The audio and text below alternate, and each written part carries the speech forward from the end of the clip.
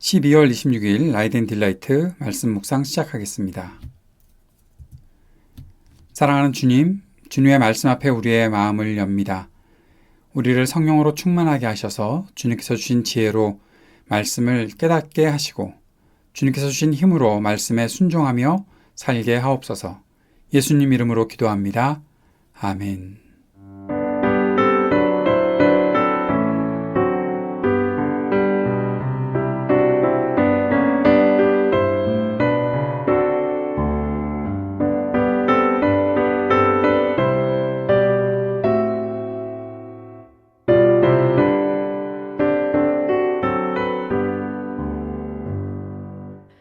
내게로 오라 하신 주님의 말씀을 따라 나와서 내 몸과 마음을 주께 드리니 주여 받아주소서.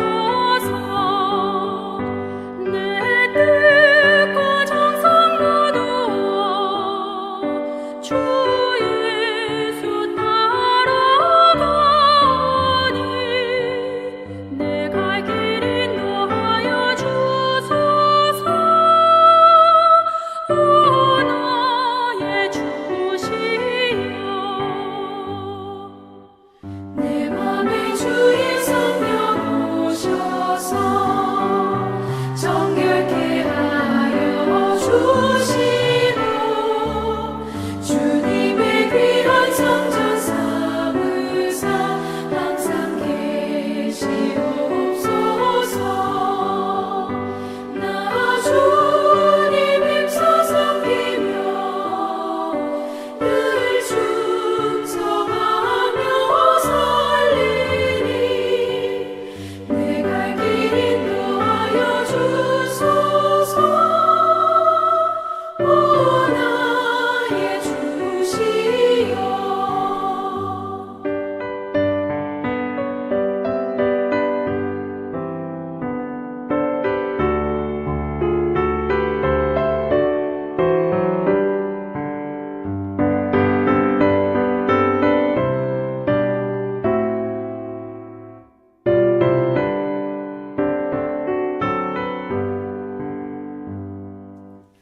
내 참된 친구 되신 구주여, 나에게 임재하시사 이 세상 큰 날 되어 숨질 때 주여 함께 하소서. 나 주님 품에 안기어 참아 지경생 누리리 내 갈 길 인도하여 주소서. 오 나의 주시여.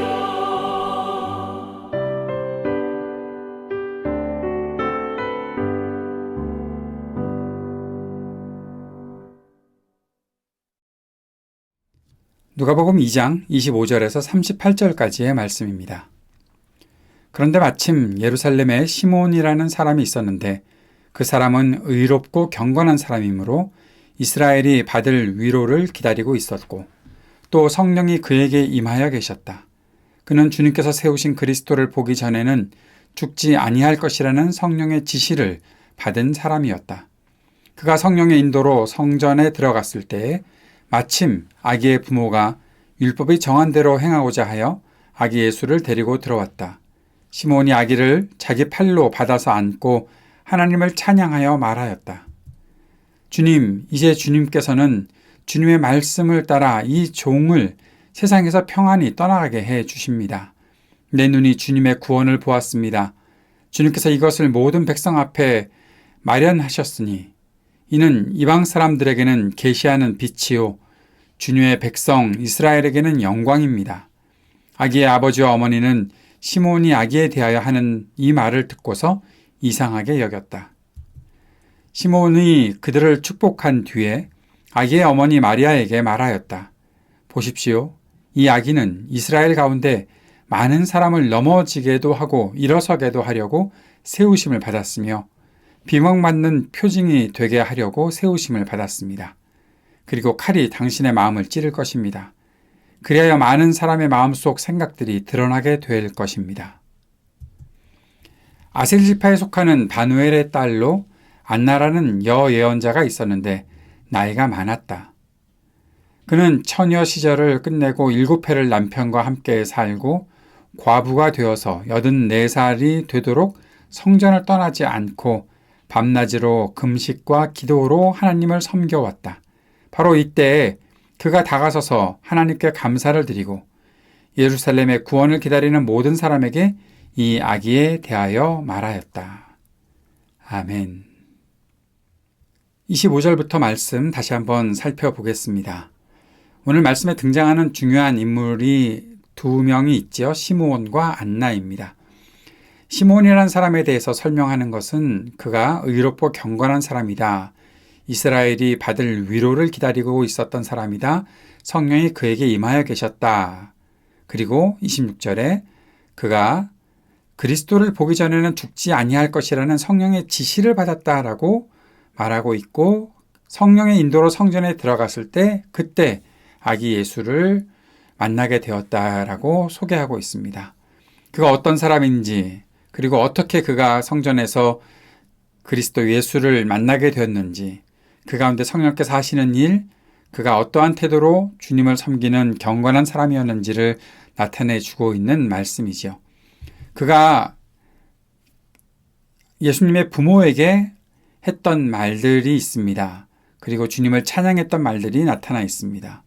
주님을 찬양하면서 그가 주님의 구원을 보았으니 하나님께서 그 구원의 길을 백성 앞에 마련하셨으니 이방 사람들까지도 주님 앞에 나올 수 있게 하는 그 계시하는 빛이고 주님의 백성 이스라엘에게 영광이 된다라고 하는 이 이야기를 부모가 있을 때, 아기 예수의 부모가 있을 때 했고 그 말씀을 듣고서 이상하게 여겼다라고 기록하고 있지요. 우리가 계속해서 보고 있는 장면이기도 한데 그리스도가 이 땅에 오셔서 그리스도를 증거하는 천사의 말들, 하나님께서 사람들을 통해서 주시는 그 말들이 사람들이 듣기에 금방 이해가 되거나 아 맞다 그런 일이 있지라고 하는 일들은 없이 계속 이상하게 여길 수밖에 없는 그러한 말들이 전해지고 있었다라는 것을 우리가 볼 수 있습니다. 하나님께서 하시는 일이 사람의 생각으로 사람의 그 지혜로 다 이해할 수 없는 일들이 있다는 것을 분명히 알게 되고 그러나 그 이상하게 여길 수밖에 없는 이야기지만 그 말에 순종하고 그 말을 곰곰이 되새기며 살아가는 묵상의 삶이 결국 하나님의 말씀을 이루는 삶으로 연결된다는 것을 오늘도 보게 됩니다. 시므온이 마리아에게 말하는 말은 마리아를 당황스럽게 했겠지요. 이 아기가 많은 사람을 넘어지게도 하고 일어서게도 하려고 세우심을 받았다. 비방받는 표징이 되게 하려고 세우심을 받았다. 칼이 당신의 마음을 찌를 것이다. 많은 사람의 마음속 생각들이 드러나게 될 것이다. 우리는 예수님께서 이 땅에서 어떤 일들을 하셨다라는 것들을 분명히 알고 있으니 이 말이 어떤 의미인지 우리 잘 이해가 되지만 전혀 모르는 상태에서 이런 말을 듣는다고 생각해 보십시오. 구원자로 왔다는 것, 와, 우리 아기가 그렇게 크게 쓰임 받겠구나라고 생각을 하는데 어떤 사람들은 넘어지게 되고 어떤 사람들은 세우심을 받고 비방받는 표징이 된다. 칼이 나의 마음을 찌른다. 사람들의 생각이 드러난다. 도대체 이게 뭔가 하는 그런 생각이 들 수밖에 없을 것입니다. 그리스도께서 사시면서 하셨던 일들이 사람의 마음들에 있는 그 속생각들을 다 드러나게 하는 결국 빛이지요. 우리가 요한복음 말씀에서도 보았던 것처럼 빛이 드러나서 어둠이 빛을 싫어하고 빛이 드러나서 모든 것들을 다 진리를 온전히 드러내고 진실을 드러내니 죄악에 빠져있던 사람들이 그것 때문에 넘어지게도 되고 그것을 비방하기도 하는 일들이 나타나고 결국 십자가에 달리신 예수님을 보는 이 어머니 마리아의 심령이 얼마나 칼이 찌르듯 아팠을까 하는 그러한 장면들이 나타나 있는 말씀이지요. 이러한 말씀을 하나님께서 그리스도를 보며 시므온에게 이러한 말을 하게끔 하셨다는 것 자체도 놀라운 일이고 그 말을 받아들이는 마리아의 그 마음에 있었던 생각들도 어땠을까 하는 생각을 해봅니다. 이 본문의 내용들이 얼마나 중요한 내용인지 우리는 복음서가 계속 진행되는 동안 알 수 있겠지요. 안나라는 사람이 소개되어 있습니다. 아셀 지파에 속하는 바누엘의 딸이다라고 했었고 여예언자라고 말하고 있습니다. 나이가 많아지면서 아마 그렇게 예언하는 사람으로 말씀을 증거하는 사람으로 살았던 것 같습니다. 그런데 그 여인의 삶이 쉽지 않았지요. 결혼했는데 7년을 살다가 남편이 죽고 과부가 되어서 그 이후 84살까지 성전을 떠나지 않고 밤낮 금식하며 기도하고 하나님을 섬겼고 결국 이렇게 시므온이 아기 예수를 만났던 때에 다가서서 함께 하나님께 감사를 드리고 그리고 단지 감사를 드린 것뿐만 아니라 예루살렘의 구원을 기다리는 모든 사람에게 이 아기에 대하여 말하며 예언했던 그러한 사람으로 살았다는 안나가 소개되어 있습니다. 오늘 말씀을 보면서 몇 가지 이런 묵상을 해봅니다. 주님을 간절히 기다리는 사람들이 있다는 것이죠. 지금도 마찬가지입니다. 저나 여러분이나 다시 오실 주님 기다리고 있을 것입니다. 그런데 단순히 주님을 기다린다고 말만 하는 것이 아니라 우리의 삶의 태도와 또 삶의 방식이 주님을 간절히 기다리며 사는 사람이 되어야 한다는 거죠. 시므온과 안나는 그런 모습을 보여주고 있습니다. 시므온은 의롭고 경건했고 이스라엘이 받을 위로를 기다리고 성령께서 함께하는 사람이었다라고 이야기하고 있었고 안나는 사실 어려운 인생을 살았지만 하나님의 임재에서 떠나지 않고 그녀가 성전에 늘 나아갔다, 성전을 떠나지 않았다. 그 말은 지금으로 풀어서 해석하면 하나님의 임재에서 떠나지 않았다라는 말이 되겠고 금식하며 기도하며 주님을 섬기며 살아왔고 그렇게 감사하며 살았던 안나의 모습도 있습니다. 금식이라는 것은 무엇입니까? 단지 굶주리는 것뿐만 아니라 왜 굶주리는가? 정말 주님을 간절히 기다리기에 다른 것들로 내 배를, 내 만족을 채우지 않고 오직 주님께서 주시는 것으로만 내 삶의 만족을 채우겠습니다. 라고 생각하는 것. 그것이 금식이지요. 그렇게 살았던 사람들이 있다는 겁니다. 우리도 마찬가지로 성령의 충만함을 가지고 살아가고 그리고 주님을 더 간절히 사모하며 살아가는 삶이 있어야 우리가 다시 오실 주님을 기다리는 삶, 다시 오실 주님이 우리 앞에 나타나실 때 주님을 알아볼 수 있는 삶이 되지 않겠나 하는 생각을 해보는 거죠. 시므온과 안나는 보아야 할 것을 보고자 했습니다. 그리스도를 바라보고 그리스도를 통한 영광, 그리스도를 통해 이루어질 일들을 바라보았지요. 그리스도를 보고자 하는 그들의 소원은 하나님께서 일하시고 다스리시는 세상의 변화를 향한 간절한 마음이었던 것을 오늘 이 말씀을 통해서 볼 수 있습니다.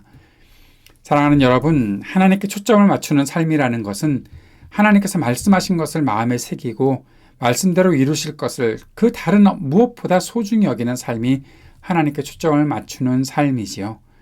우리가 무엇에 초점을 맞추고 사는지 돌아봅시다. 그것은 아마 우리의 기도의 제목들을 생각해 보면 알 수 있지 않겠나 생각합니다. 내 삶이 좀 잘 나가고 내 삶이 어렵고 어떤 때든 우리는 내 삶에 초점을 맞추지 않습니까? 그래서 모든 기도의 제목이 내가 잘 되는 것 아닙니까? 물론 잘 돼야 하겠지요. 그런데 왜 그 잘 되는 것이 주님 앞에서 필요한가? 우리가 주님께 초점을 맞추고 살아간다면 우리가 어떠한 태도로 우리 인생을 대할 수 있겠는가? 자신의 인생이 나름 잘 나가는 인생이라고 해도 또는 이토록 고생스러울 수 있을까 하는 그런 아픔의 인생이라고 해도 그 초점이 자기 자신만이 아닌 주님께 맞추어져 있다면 주님께서 하시는 일을 보게 되겠지요. 저와 여러분이 주님을 향한 시선을 놓치지 않는 사람 될 수 있기를 바라고 그 마음 품고 주님 앞에 간절히 기도하며 살아갈 수 있는 우리가 되었으면 좋겠습니다. 이제 한 주일 지나면 새해를 맞이하게 됩니다. 분주하게 보내는 것보다 주님께 조금 더 초점을 맞추고 살아가면 어떨까요? 2023년 우리가 보아야 할 것들을 온전히 보기 위해 주님을 향해 성령의 충만함을 구하고 주님이 나에게 가장 소중한 분이십니다. 주님만을 바라며 삽니다. 라는 그 마음을 품고 금식하며 기도할 수 있으면 어떨까요? 시므온과 안나처럼 주님 알아볼 수 있는 저와 여러분 될 수 있었으면 좋겠습니다. 이 마음 품고 함께 주님 앞에 기도드립시다. 주님을 바라보는 믿음의 시선을 더욱 또렷이 하게 하소서. 하나님 나라 복음의 일에 끝까지 쓰임받으며 살게 하소서. 오늘도 중보하며 기도합니다. 이 세상의 분열과 전쟁이 그치고 평화의 세상을 일구게 하소서. 몸과 마음이 아픈 사람들에게 치유의 은총을 베푸소서. 신음하는 지구와 우리의 삶의 터전에 희망이 있게 하소서. 청년들에게 미래와 소망을 허락하시고 믿음과 지혜를 주소서. 약한 노인들과 소외된 이웃들에게 적절한 돌봄이 있게 하소서. 하이브리드 3.0 교회가 주님께 쓰임받는 교회 되게 하소서. 함께 기도하겠습니다.